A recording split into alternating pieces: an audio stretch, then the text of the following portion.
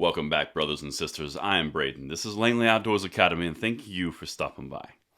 Alright guys, for tonight's episode, we are going to talk about something that I think needs to be said because there's some new stuff that's happening in another part of the world, which is yet again reinforcing the need for the Second Amendment not only here, but people in their ability to defend themselves everywhere. Now, what I'm going to show you tonight is a story out of the Jerusalem Post. Now, this is from Israel. And the big question that I have for you guys, let me know in the comments field below, but is it just me, or is the entire world showcasing why it's so important for us to have Second Amendment rights across the planet? Alright, everything's going to be linked in the description box below for your review. Let me know what you guys think. I'm going to do a quick read from our sponsor, and then we're going to attempt to answer that question here. Alright, so let's get it. Now, our sponsor, Armed American Supply, is a small, family-run business owned by a retired law enforcement officer and his wife. They design, print, and ship everything in-house from their shop in southern New Jersey.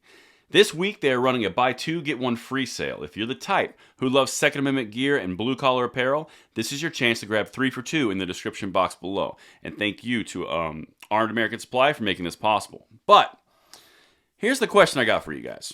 Again, is the world just showcasing why it's important for self-reliance, self-defense, and overall ensuring and enshrining of rights similar to what we have in the Second Amendment? Let's dive into this because, like I said, we're hitting Israel. Gun permits. Armed citizens spotlighted for role in breaking terrorism wave. Now, like I said, this is from Israel, okay? There is an underlying wave of terrorism that is targeting innocent civilians there. All right, well, guess what's happened? They're going straight up 1776, and they're all carrying their firearms. And it's not the individuals, it's also the politicians encouraging this because it works. Listen to some of the quotes I'm about to show you here.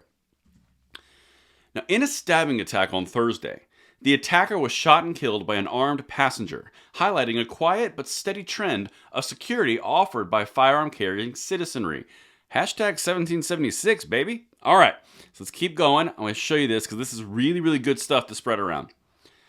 The role of gun permits and armed citizens has been highlighted by politicians and leaders as a force multiplier on Wednesday and Thursday to counter the rising wave of terrorism in Israel. Now, the first thing I want to bring to your attention, this is mocked in the United States. This is mocked in Tennessee because civilians can't be vigilantes. They can't be the ones to defend themselves. You got to call an official government policy. Nah, you don't, because that's what the people here are doing. And even the politicians are getting on board. Listen to some of this stuff because this is impressive. A stabbing attack on a bus near the Neve Daniel Junction was thwarted by an armed passenger on Thursday. Quote, "We bought a gun today because of the situation. We put the bullets in the cartridge while driving, and then there was the attack," an eyewitness told Israel Hayam's Hanan Greenwood. Okay, so I'm not really good with these names. Bear with me. In response to the successful neutralization of the attacker after he had stabbed and critically injured one passenger, Israeli political leaders extolled the force multiplication of the security network offered by the firearm-carrying citizenry.